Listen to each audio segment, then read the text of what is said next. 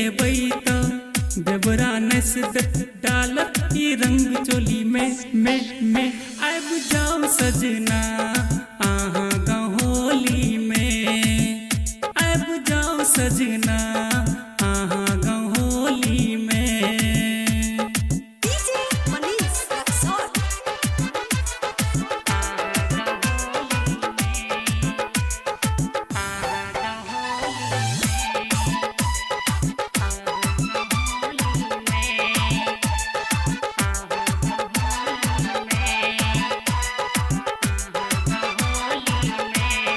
होली है भाई होली है पुराना मानो होली है।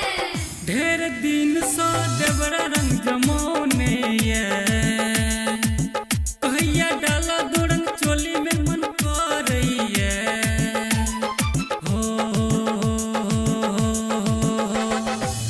ढेर दिन सो देवरा रंग जमौने ये कहिया डाला दो रंग चोली में मन करैया।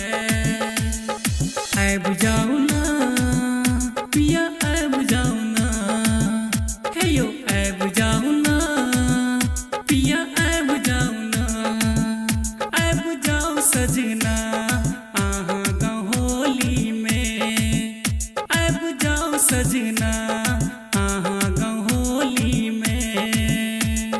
DJ Manish Raksol.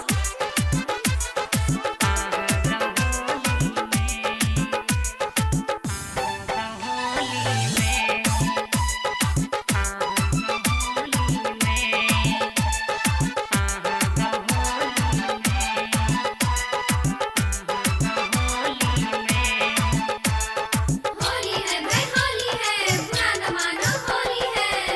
भांग खा का हर घर बकवाल रहिए रंग भर को पिचकारी में पीछा पड़ल ये हो। भांग खा का हर घर बकवाल रहिए रंग भर को पिचकारी में पीछा पड़ल ये।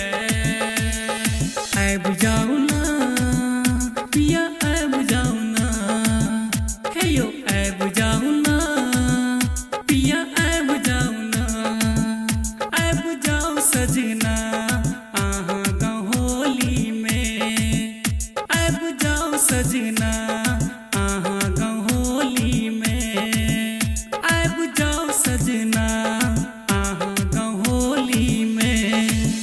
अही संग रंग खेले बैयो ई साल होली में नहीं एबै त देवरा नस डालत ई रंग चोली में आब जाओ सजना